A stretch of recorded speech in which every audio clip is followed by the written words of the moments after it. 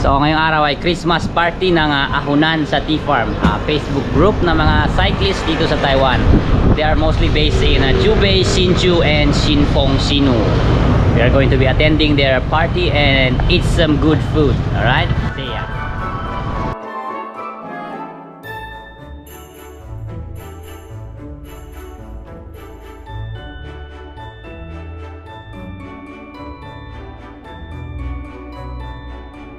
I was invited to a Christmas party by the Ahonan sa Tea Farm Facebook page. But there's a catch to this Christmas party. The venue of the place where we are going to eat is at the top of a hill, a 3.5 kilometer uphill with an average gradient of 4.2%. This Facebook page consists mostly of Filipinos that are working in the Hsinchu County area. Massive industrial parks that are making electronics, car parts, and anything that you could just think of. Today is a Sunday. Some of those that attended this is either day off or they just got out of work. And there's a bunch of people that did not attend because they are working. In case you are wondering where are the foods that we are going to eat, good thing they contacted a taxi to take all of this food at the top of the hill.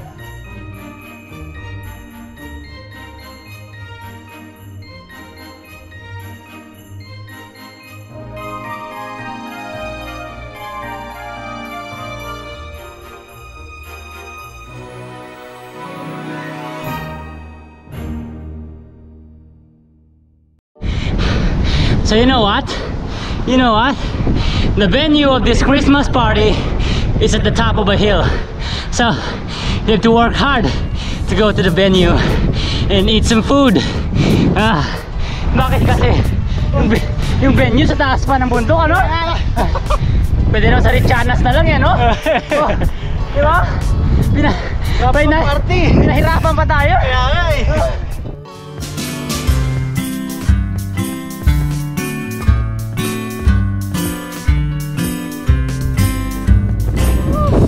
One question. So this guy is that master. So this guy Oliver is the head of state of Ahonan sa Tea Farm. And today is, good morning. What's going on today? Today is we're going to celebrate our Christmas party 2020. And it's a good idea. He thinks that we held the Christmas party on the top of a hill. Yes. With a headwind. Look at that. Wow. So it's really true and it really hurts. The reason behind that is you should work hard to get what you want. Diba? Yes. May hugot. Follow your dream. And eat some more. Integrity. Yeah. Okay. So look at these guys. They're suffering. I see you there. Right. Boss, malapit na kainan. Hey, I take photo of you. Take a photo of me. Pwede bang ilipat yung venue? Ay, siklit ang ilaw. Pwede bang ilipat yung venue? Tanong natin si ate kung sang-ayong ba kayo sa nangyayari ngayon? Of course! Na ang venue ng isang Christmas party ay sa taas na akyatan. Ay, syempre! Kahit headwind? Oo! Basta may pagkain. Oo, yun! Yan! Yun ang gusto ko. Pagkain first. Pagkain. Yan! Ito muna bago kumain. Correct! Magpapawis muna. Oh, Kami makain. yan, nice. Bilisan mo ba yung cadence mo? Yan, bilisan mo ba? Yan! Iniiwan ka na, oh.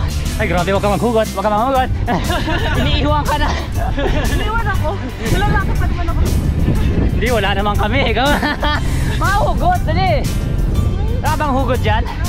Wala. Kagabi na naghugot. Yun. Malupit na hugot yun. Wala humuhugot. Malupit na hugot yun. Hala, habol natin sila. Sige, habol. Spin lang. So, alam niyo po, kilala niya yung grotto na to. Kaya binibigir lang niya tayo. Yan o, binibigir. Kaya mo yan. Sige. Yeah. Ganda ng bike nito, idol ko to. Cyclocross bike. Idol, I like your bike. Nice. Ewan, mas maganda. Thank you. Cyclocross. Para maiba naman. Yeah.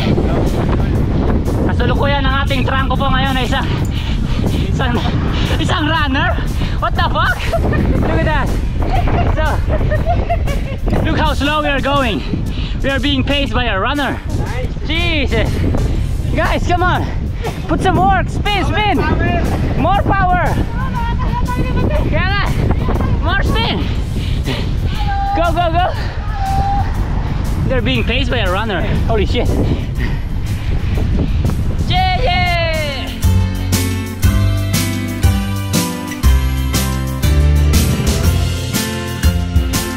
And if you notice, there's a mix of road bikes and MTB on this ride. Mostly all of these people that you see in this video work together, live close by the companies, because the companies are just in close proximity. The older ones or the more experienced cyclists are the ones that influence the new ones. So most of them are newbies, or what we say, first timers. So riding mountain bikes is the first choice. But if they ride with them for longer, eventually they will buy a road bike. Because in Taiwan, there's not much trails or tracks for MTBs. Because let's face it, a road bike is lighter than an MTB. So riding with these guys takes an extra effort.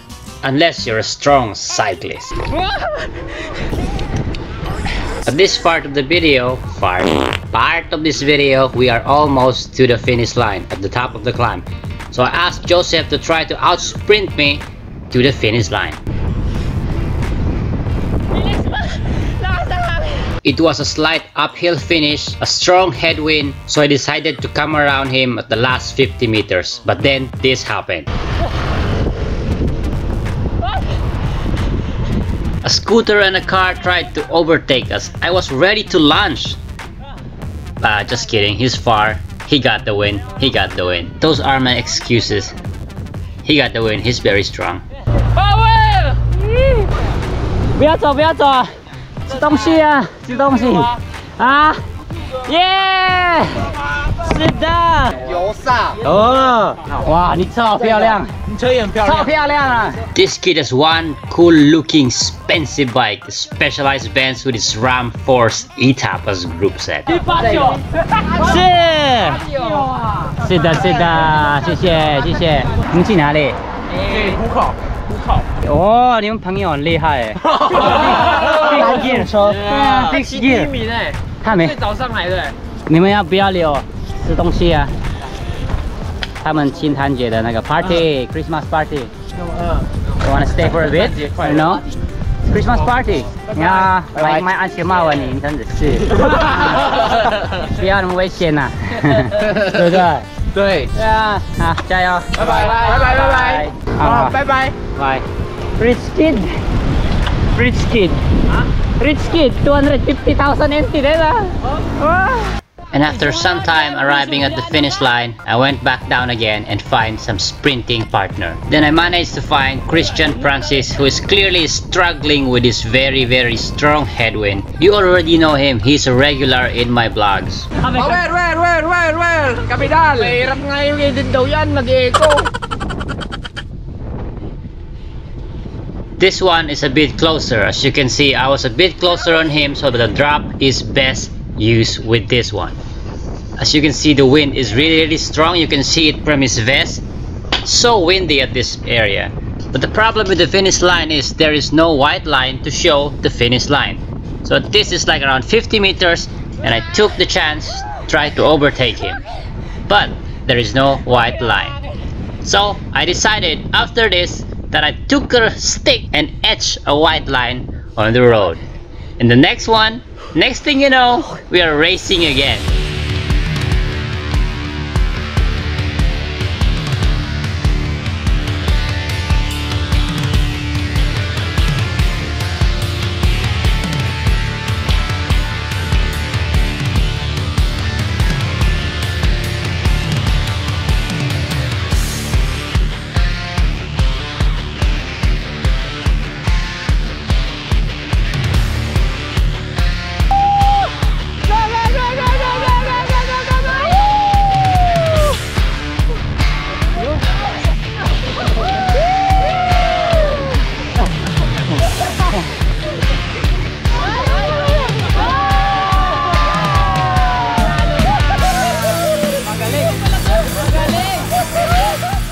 Before the eating started, we had a little prayer, and I had the chance to ask Mr. Oliver about what is going on today. Buti na lang ata ini-organize mo yung mga ganito, yung mga Christmas party para sa mga OFW. Yes. Ito una-una sadya itong hindi ko naman akalain na umabot sa ganitong nung unang pinasok ko tong grupo na to.